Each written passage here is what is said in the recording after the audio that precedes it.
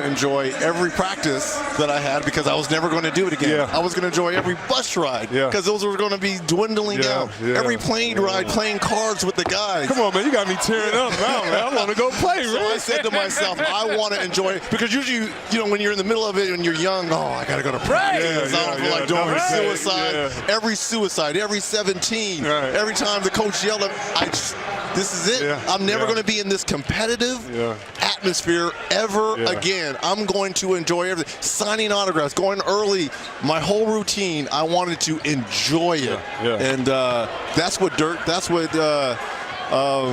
D-Wade is going. That's what you've got to be thinking about. You're never going to be at this. We are at the highest level of our profession. All-stars, Hall of Famers, soon to be with you.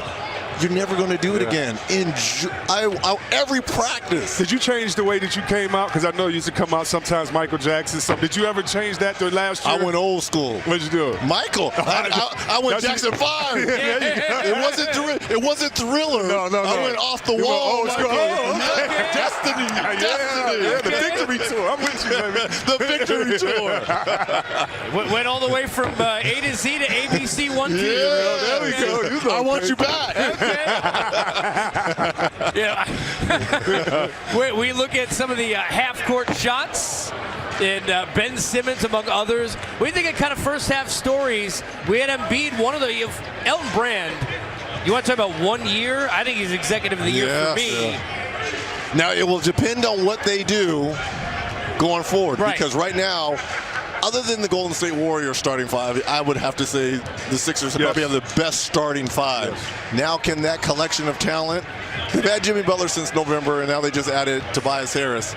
Can they all get on the same page now here and get ready to make a deep run in the East, win the East, and represent the East in the finals? And how much tougher is that? Because it's different when you get a full camp, right? And you know in an offseason, okay, we got to figure out how to gel it. This is on the fly, and it's, okay, Butler here, then Tobias Harris. Now we got 3 new guys on the bench. How does Ennis get his minutes? What do we do with this guy, that guy? Shamit's gone. Who do we fill those minutes? How tough is that when you're going through a season? It is very tough, but I would say there's a few caveats. You have a couple of guys playing for free agency. So that means you usually listen a little bit more than that time. You want to show that you're a great teammate. Tobias Harris has come in and played defense and showed that he can facilitate, as you see Damian Lillard knock one down from half court. I really like their makeup, and I think that this is a different situation. They're all coming together at the perfect time to get this one goal.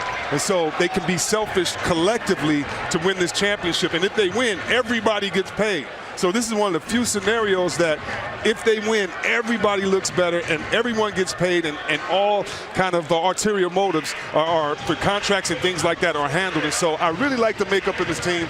It's up for their bench to show how good they are and for them to prove it. But I think right now is the right time of being infused with that energy, especially when you look at what Toronto's done, when you look at what the Bucks have done. And so I really like the moves of the Sixers, and I'm interested in seeing how they finish out the season. I will say one thing. They've been kind of on easy street because it's always been trust the process, the injuries. We're going to bring them around slow. A lot of pressure now is on Brett Brown and that coaching staff. How about that? Yes. You got the talent in now. No excuses. Now you got to go.